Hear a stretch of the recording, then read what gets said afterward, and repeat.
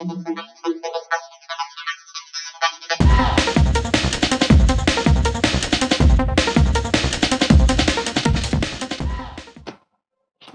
এখন বাজে 8:45। এখান থেকে ব্লগটা স্টার্ট করলাম। গুড মর্নিং সবাইকে। হাই ফ্রেন্ডস, ওয়েলকাম টু নিশালদা ব্লগ। ভালো আছি, তোমরা সবাই ভালো আছো তো? সবাইকে গুড মর্নিং। এখন বাজে 9টা। সবাইকে গুড মর্নিং। এখন থেকে এখানেই ব্লগটা স্টার্ট করলাম। এই দেখো আমাদের চা খাওয়া হয়ে গেছে। আমি বসে আছি, ব্রেকফাস্ট হবে আজকে। পাস্তা আর চিকেন হবে, চিকেন দিয়ে পাস্তা হবে, আমরা খাবো। তারপরে লাঞ্চের সময় তোমাদের সঙ্গে দেখা হবে। তো দেখো পাস্তাটা বসিয়ে দিয়ে চলে গেছিলাম তো উষ্ণিসের কাছে। এবারে দেখো কি অবস্থাটা আমার হয়েছে। পাস্তাটা বেশ ভালোই সিদ্ধ হয়ে গেছে, তলার দিকে দেখো লেগে গেছে। আমি দিয়েছিলাম তেল, তাও জলটা একদম কমে গেছে। তো চলো পাস্তাটা দেখো একদম ভালো করে সিদ্ধ হয়ে গেছে। পাস্তাটা এবার নামিয়ে নেব, আর এই রান্নাটা করছি তোমাদেরকে শেয়ার করছি। তো চলো এবার নামিয়ে ফিরে আসছি, এটা ছেঁকে নিই, ভালো করে জল ঝরিয়ে নিয়ে ফিরে আসছি। তো দেখো এই যে তেলটা গরম হয়ে গেছে, আর আমি দেখো পাস্তার জন্য কিছু চিকেন ছোট ছোট করে কেটে নিয়েছিলাম। তো আগে দেখি চিকেনটাই দিয়ে দিই, কারণ না হলে এইগুলো আবার সিদ্ধ হতে দেরি হবে। তা আবার দেখো ফ্রিজ থেকে বার করা, এটা একটা সমস্যার ব্যাপার।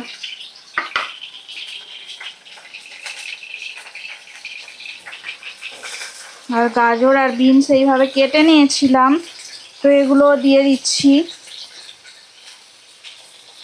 সামান্য একটু নুন দিয়ে দিলাম। এবার লো ফ্লেমে রেখে দিয়ে ঢাকা দিয়ে রাখলাম কিছুক্ষণ। তা দেখো কিছু সুইট কর্ন আর কুচানো পেঁয়াজ, ক্যাপসিকাম দিয়ে দিলাম, আর কয়েকটা মটরশুঁটি দিয়ে দিলাম। সুইট কর্নগুলো, এগুলো সিদ্ধ করা সুইট কর্ন, আমার ফ্রিজেই ছিল।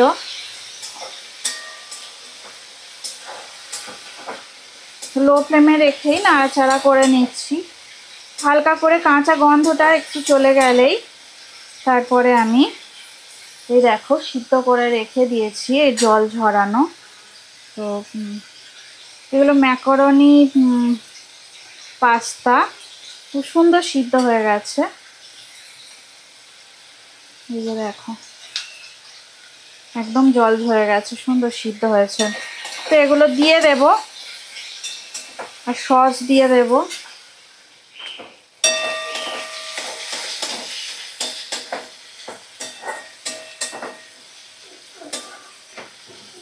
আর একটু চাপা দিয়ে রেখে দিই, 1-2 মিনিটের জন্য ঢাকা দিয়ে রাখি। 1 মিনিট হয়ে গেছে, ঢাকাটা তুলে নিলাম। দেখো সব সবজিগুলোই সুন্দর করে ভাজা হয়ে গেছে। এবার দেখো আমি একটু টমেটো কেচাপ দিয়ে দিচ্ছি।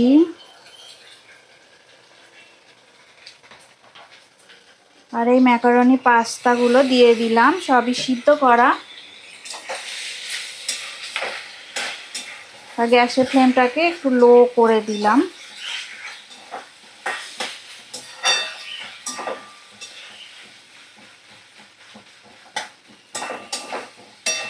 আর সামান্য একটু নুন দিয়ে দেব, আর দেব অরিগ্যানো।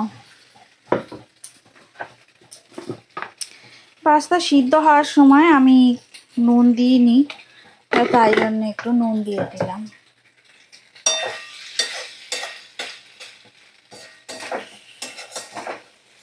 তো দেখো ভেজিটেবিল চিকেন পাস্তা আমার রেডি হয়ে গেল, কি সুন্দর দেখতে হয়েছে। এবার গ্যাসের ফ্লেমটা অফ করে দিয়ে আমি অরিগ্যানো দিয়ে দেব। চিলি সস দিতে পারো কেউ, একটু হয়তো ঝাল যদি খেতে চাও একটু চিলি সস দিলেও ভালো লাগবে। এবার দেখো এই যে অরিগ্যানো, এটা অরিগ্যানোটা একটু গুঁড়ো করে দিতে হয়, মানে হাতের সাহায্যে একটু চেপে, এটা দিলে না খুব সুন্দর খেতে লাগে। এই যে দেখো হাতের সাহায্যে আমি ম্যাশড করে নিচ্ছি। তো অরিগ্যানো দিয়ে দিলাম।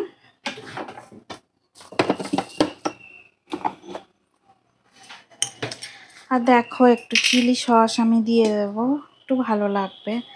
এই দেখো অল্প করেই দিচ্ছি। আমার ছেলে আবার ঝাল একদম হলে না খেতে চায় না, এই এক সমস্যা, একদমই অল্প দিলাম। তো দেখো কত সুন্দর রেডি হয়ে গেছে আমার চিকেন দিয়ে ভেজ দিয়ে পাস্তার রেসিপি। তো চলো আমরা একটু ব্রেকফাস্ট করে নিই। আর আজকে দেখো উষ্ণিসের পাপা না আজকে একটু বাইরে গেছে, একটু দরকার আছে, মানে ও আজকে আসলে দিল্লি গেছে, তো ওই জন্যে আমাদের দুজনের ব্রেকফাস্ট আমরা দুজনে নিয়ে নেব। তো আজকে গেছে, ও চলে আসবে, বেশি দিনের জন্য নয়, 2 দিনের জন্য গিয়েছে। তো এই জন্যে আজকে পাস্তা দেখো অনেক অল্পই করেছি আমি, একদম অল্প। আমি আর উষ্ণিস আর আমি দুজনে খাবো, তো তো অল্পই হয়েছে। তো চলো আমরা এখন এই ব্রেকফাস্ট করে নিই, পরে আবার যখন লাঞ্চ হবে তখন আবার চলে আসবো রেসিপিগুলো নিয়ে। এই দেখো আজকে আমি কি রান্না করছি, একদম এটা নতুন রান্না। দেখো আমি জানি না কে কে এটা রেসিপিটা ট্রাই করেছে। এই দেখো পুঁই শাকের ডাঁটা নিয়েছি, আর এই যে মুগ ডাল দিয়ে এই পুঁই শাকের ডাঁটা করছি। আর ফোড়ন দেখো দেয়া হয়ে গেছে, এই শুকনো লঙ্কা জিরে আর এই কারি পাতা, দেখো এই যে কারি পাতা ফোড়ন দিয়ে আর রান্নাটা করছি। আর পুঁই শাক ছিল অল্প করে, পুঁই শাকের পাতা দিয়েছি আর পুঁই শাকের ডাঁটা দিয়ে মুগ ডালটা সিদ্ধ বসিয়েছি এখন, মানে ফোড়ন দিয়েই আর কি সিদ্ধটা বসিয়ে দিয়েছি একসাথে। ভালো করে ভাজা করে নিয়েছিলাম পুঁই শাকের ডাঁটাটা, তারপরে এই ডালটা দেখো হচ্ছে এখন। আমি আস্তে করে রেখে দিয়েছি, বেশি জোরে দিইনি, তাহলে ফুটে আবার পড়ে যাবে। অন্যরকম একটা রান্না রেসিপি আজকে আমি করছি, পুঁই শাক দিয়ে মুগ ডালে, একদম নিরামিষ এটা করছি, জানো তো, সুন্দর করে করছি। দেখো একটুখানি মিষ্টি দিয়ে দেবো, নুন হলুদ সব দেয়া হয়ে গেছে, আর সাথে নিয়ে আর ডালটা বসিয়ে দিয়েছি একেবারেই একসাথে পুরো ভাজা করে, আর ডালটা বসিয়ে দিয়েছি। এটা বোধহয় মুসুর ডাল দিয়ে করলে পেঁয়াজ দিয়েও ভালো লাগবে, তো জানি না, আমি দেখি মুগ ডাল দিয়ে আমি করছি। তো এখন ভালো করে দেখো রান্নাটা হচ্ছে ডালটা, তো ডালটা ফুটুক, আমি এখন একটু চাপা দিয়ে রেখে দিই। রান্নাটা যখন করছিলাম তোমাদের সাথে শেয়ার করা হয়নি, তো এখন চলো মানে বলে দিচ্ছি আর কি। দেখো আমি পুঁই শাকটা দেখো ভেজে নিয়েছিলাম, আর তার আগে কারি পাতা শুকনো লঙ্কা ফোড়ন দিয়েছিলাম, দিয়ে আর আদা বাটা দিয়েছি আর একটু জিরে বাটা দিয়েছি, দিয়ে আর মুগ ডালটা এর মধ্যে ভালো করে ধুয়ে নিয়েছিলাম, ধুয়ে মুগ ডালটা দিয়ে দিয়েছি, আর জল দিয়ে দিয়েছি, হলুদ নুন সব দিয়ে দিয়েছি, আর মিষ্টিটা দেয়া হয়নি, পরে দেবো। আর একটু টমেটো, দেখো এই যে কুচানো টমেটো রেখে দিয়েছি, তো টমেটোটা একটু পরে, ডালটা একটু সিদ্ধ হলে তারপরে দিয়ে দেব। তো চলো ডালটা ফুটুক, আমি এখন একটু ঢাকা দিয়ে রাখি ডালটা, আর একটু আস্তে করে গ্যাসটাকে রেখে দিই, তো পরে আবার তরকারি করব তখন ফেরত আসবো। তো দেখো ডালটা দেখো এখানে আমার রেডি হয়ে গেছে। এই যে আমি ডালটা সার্ভ করে দিয়েছি, একটু চিনি দিয়েছি ওপর থেকে, মিষ্টি না হলে ভালো লাগবে না। তো ডালটা দেখো মুগ ডাল দিয়ে পুঁই শাক সুন্দর করে আমার রেডি হয়ে গেছে। এই যে কত সুন্দর করে আমি দিয়েছি, সাজিয়ে দিয়েছি, তো ভালো লাগছে নিশ্চয়ই তোমাদের। আমিও আমার কত সুন্দর দেখো এই রান্নাটা, তো দেখো ভালো লাগছে, আজকে দারুণ জমে যাবে। মুগ ডাল দিয়ে এটা নিরামিষ করে করেছি, তোমরা মুসুর ডাল দিয়েও করতে পারো। তো একদম রেডি হয়ে গেছে। আর আমি সাজিয়ে নিয়ে চলে এসেছি। আর দেখো এদিকে ভাত হচ্ছে, আর একটু বেগুন ভাজা করব। বেগুন আমার কাটা হয়নি। আর এদিকে দেখো এই যে সোয়াবিন আলু সিদ্ধ করে রেখে দিয়েছি, এই তরকারিটা করব এখন। তো এই রেসিপি আর বেগুন ভাজার রেসিপি তোমাদের সাথে শেয়ার করব। তো ডালটা দেখো হয়ে গেছে, এই যে একটু ঘন ঘনই করেছি ডালটা।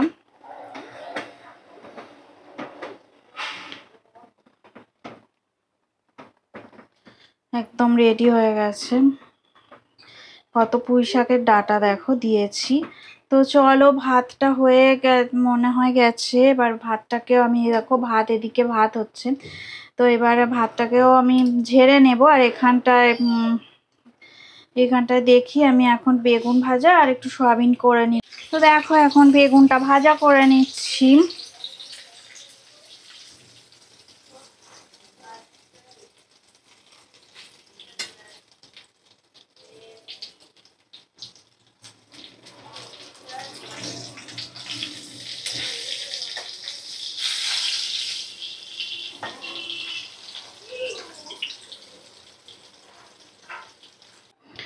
দেখো বেগুনগুলো ভাজা হয়ে গেছে, আমি উঠিয়ে নিয়েছি। সয়াবিনের তরকারিটা করে নেব।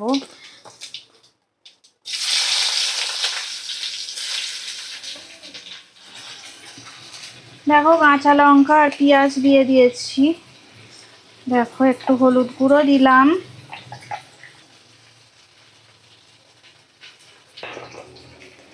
একটু লঙ্কার গুঁড়ো দিয়ে দেব, দিলাম গরম মশলার গুঁড়ো, সামান্য একটু চিনি দিয়ে দিলাম। আজকে রান্নাটা একটু মিষ্টি মিষ্টি করেই করব।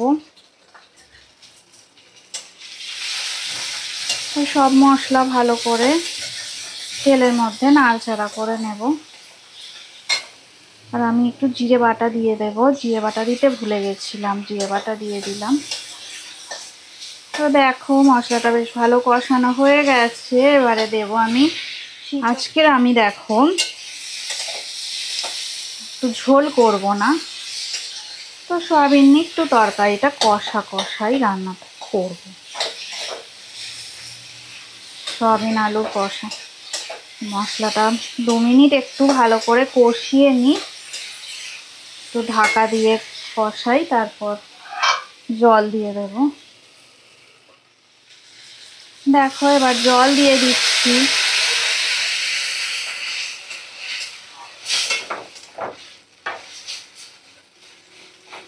কষানো হয়ে গেছে,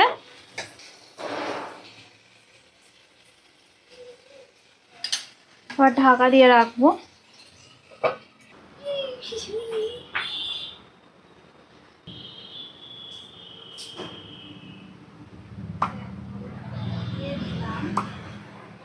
তো দেখো ধনেপাতা দিয়ে সুন্দর করে আমার রেসিপি রেডি হয়ে গেছে।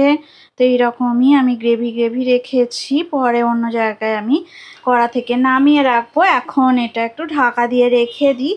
আর তো তোমাদেরকে দেখিয়েছিলাম এই যে ডাল। তো দেখো এই যে পুঁই শাক দিয়ে যে ডাল করেছিলাম, তো ডালটা দেখো হয়ে গেছে। তো আমি নামিয়ে নিয়েছি। ধনেপাতা দিয়ে আমি কি করেছি বলো তো, নাড়াচাড়া করে দিয়েছি। তো ওই জন্য দেখো এরকম দেখতে হয়েছে ডালটা।